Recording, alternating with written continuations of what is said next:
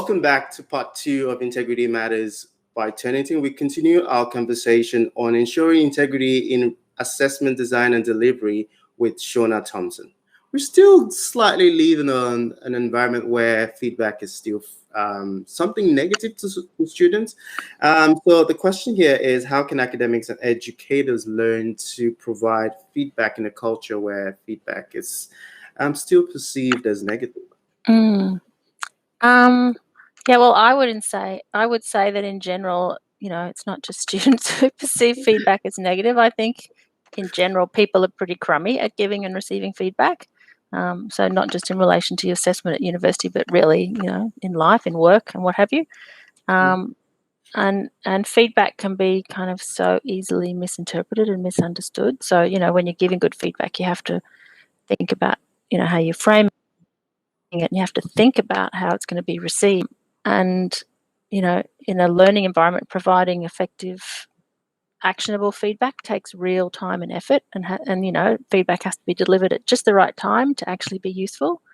And I teach this very large first year unit which has team collaboration as a focus, and I'm always looking for models to help students to be constructive with their feedback to each other while they're developing their projects and learning how to get along and be productive at the same time. I think that's a large challenge in life in general. At the best models that I've found actually include an element of kindness, and empathy in that sort of feedback space.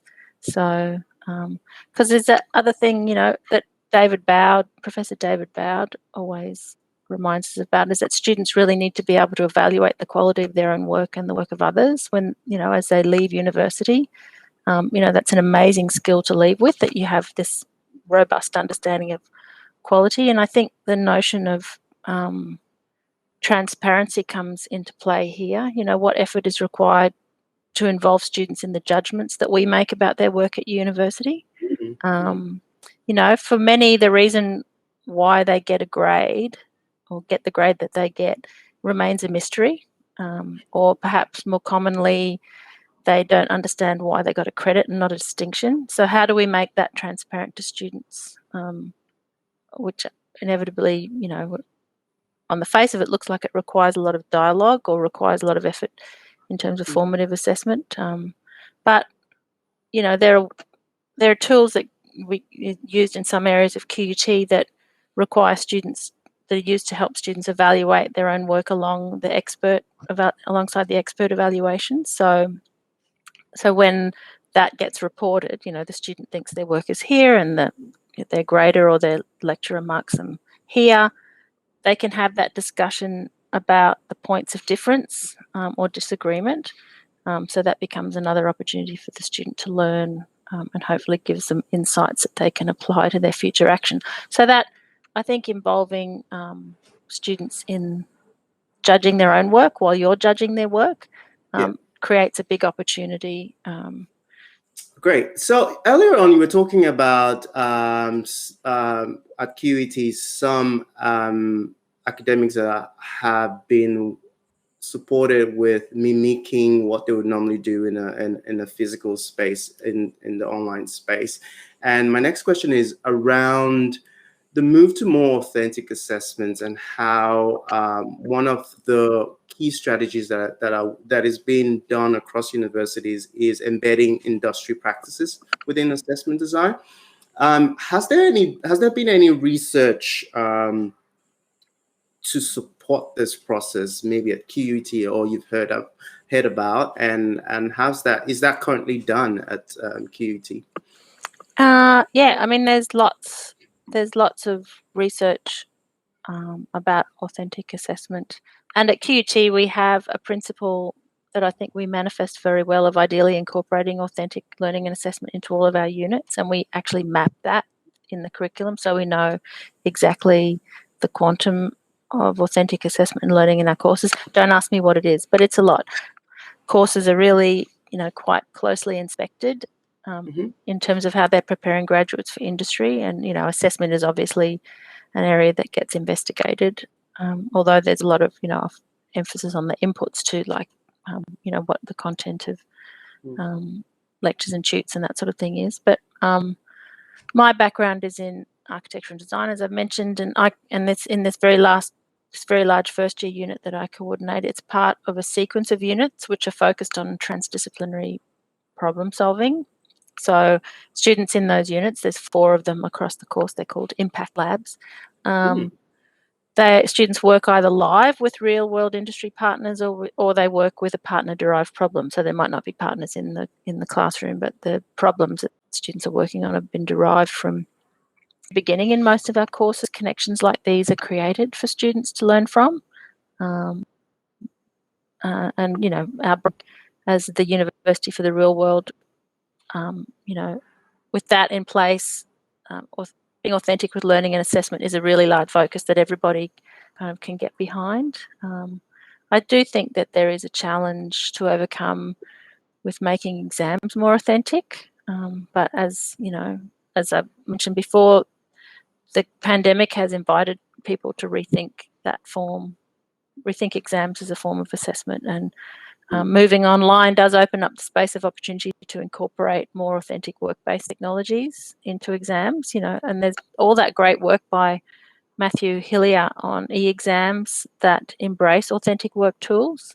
You know, I think that is the dream, you know, to simulate that working under pressure in the workplace as a way of testing people rather than 2 hours of multiple choice questions, for example, you know, because in the workplace, what is like an exam, you know, and it's situations under pressure, but our exams are situations under pressure typically, but they're not necessarily authentic in terms of aligning that pressure with the real world kind of real world stakes. So, and I mean, I also think though, like on the other hand, that I don't think multiple choice exams are inherently problematic, and you can certainly create a sense of authenticity in the way that, you know, you might branch students through scenarios and that sort of thing to kind of create certain conditions that feel authentic.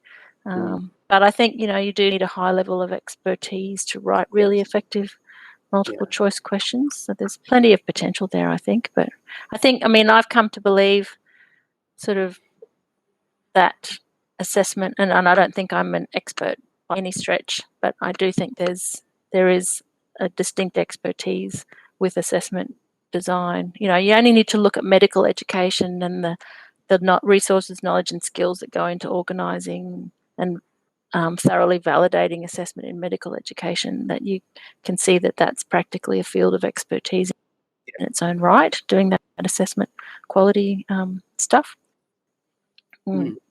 Excellent. You've just mentioned exams, and we're going to move into high stakes exams. High stakes assessment?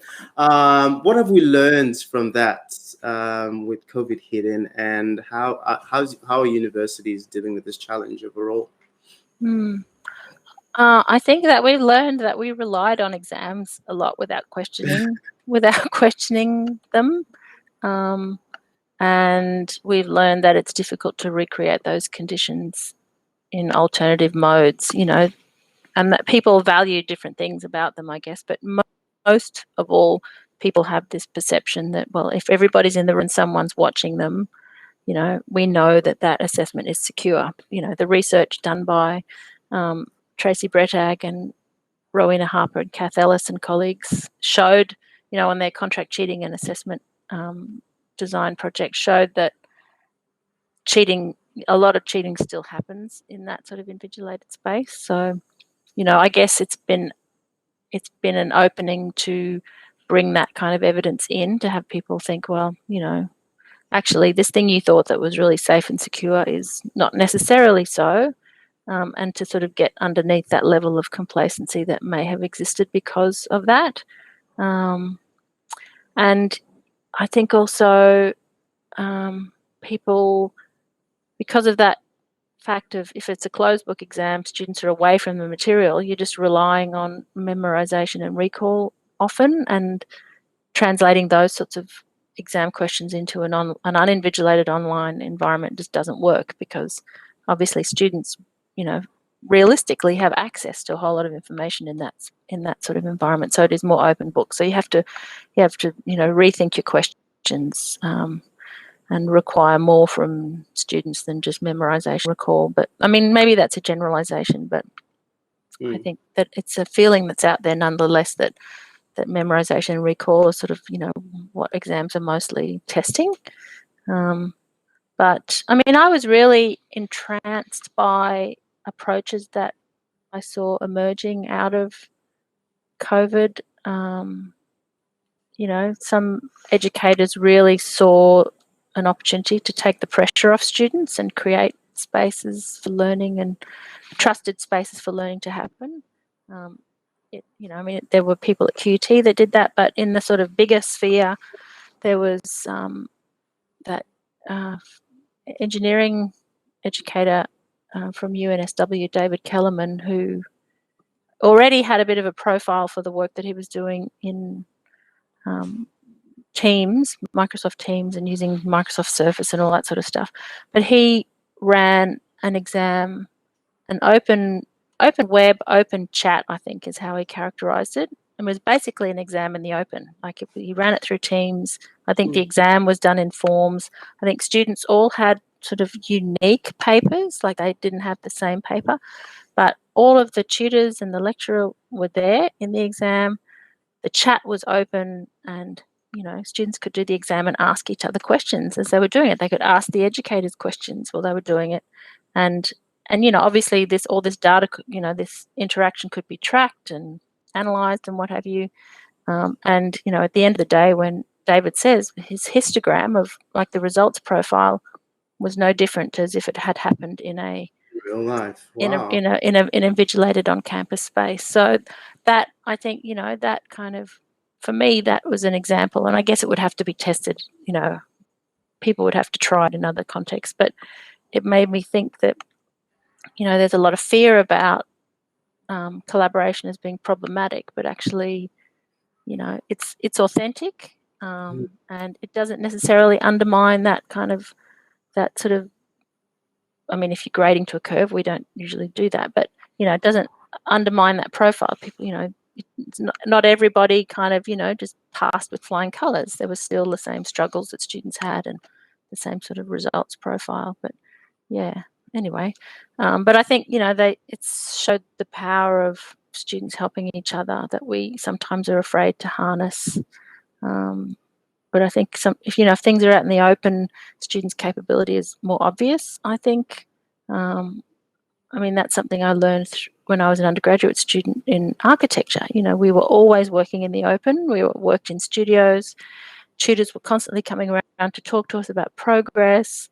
If we hadn't been in studio and we just pinned something up without anybody in it, it was all already, people were suspicious. We put our work up on public walls for open critique, and so there was nowhere to hide. So I think those mantras of work out loud and show your work are really valuable, but we have to think about how we can, make them more possible in a sort of a mass education situation.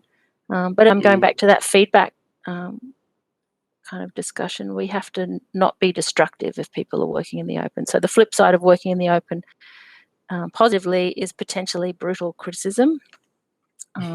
So that and that happened, to us as students of architecture. God, it's unbelievable critique sometimes, but that goes back to developing and providing constructive but empathetic feedback. I think that helps everybody. Okay. So yeah, I don't know if that answered your question. But, yeah. Yeah, it did. It I think my key takeaway there is it actually got us to a point where we had to rethink the live in class kind of exams and what can we do that would mimic the same process. And like you mentioned about the guy of the academic in UNSW, and that I'll call it an experiment because I'm sure there will be a lot of people who have opinions around doing it like that. so yeah, generally we learned a lot. We saw the need. Some academics in the region have also looked at having more smaller formative assessments as opposed to the large high stake assessments. Yeah, thanks for sharing that. My very last question for the episode is just looking around how AI and machine learning would or if it is, informing the process of academic integrity, especially for remote learning? Yeah, I mean, I think there's a lot to be explored in that space of digital footprints and traces, like, how I think that's an advantage of working online that probably hasn't been exploited enough, because students still typically will write a Microsoft Word document and submit it. And, we can get some information about how that work is done, but it's quite limited. But, if working in genuinely digital spaces, that there are lots of traces that students leave that can, and in terms of how their work has been undertaken and that sort of thing. So biometrics and location data, even the things, that sort of thing. I think tools that keep tabs on the way that students completing assessment without being overly intrusive would be helpful. Digital versions of working in the open, like what I described, as an architecture student, I think are available now. And one tool that I have used with students in this big class and we were forced to use it because our big project week, which would typically have been, constructing something physical and doing presentations in person and that sort of thing. I was fortunate to have a tutor that was an expert in running design sprints using Miro, which is effectively a digital whiteboard. So in the main, we gave students choices about what kind of online collaboration space they could use, but most of them used Miro. They got a free account and that sort of thing. But it was fantastic because it objectively tracked individual students' contributions to their team project, and you could literally watch them working together. If they invite you into their Miro board, you could see students like drawing things and putting bits of research next to idea proposals, and it was unbelievable. Probably gave more insight into that process than you would get if you were working with them in a studio. So and they could see as well what we could see. They could see what they had done, and if you ever had to question somebody, well, you didn't really, if they got a poor peer evaluation or something at the end, you could say, well, actually, what did you do? Here you did this, this, and this. Is that enough? And that sort of feedback space has that extra bit of data that you can work with. So I think those sorts of things, Miro and things like it, particularly in the creative fields and design thinking business sort of environments, are really good to bring that into the education space because they're tools that students are using. I don't know if it's AI really and machine learning, but it's certainly like a digital, something made possible by technology. But I think what's important it's important not to exclude students from any of these things that we might adopt. And make sure they have gained the benefit from those things. So, formatively, so while they might be useful from the institutional perspective, in terms of being able to think about things like evidence and what have you for academic integrity cases, at an extreme. But I think it's also useful to think about how AI and machine learning supporting integrity also become learning formative experiences, or formative can help students as they're sort of working as well. I think also, I don't know if it's possible, but whether or not AI or machine learning could come into the space, but I think there are approaches to assessment that are not often used that could be of benefit as well, such as ipsative assessment, which is, I guess really measuring and rewarding students for the gains they make based on their own previous performance, kind of, I guess, like how all those tools that we use for exercise and that sort of thing work in kind of rewarding us. I think we don't look into those things potentially enough. Yeah. So. Thanks for sharing, Sheona. And we've come to the end of Integrity Matters by Turnitin. And in today's topic, just to recap, that we were looking at ensuring integrity in assessment design and delivery. And to that, we would like to say thank you to Sheona again, and see all of you in another episode.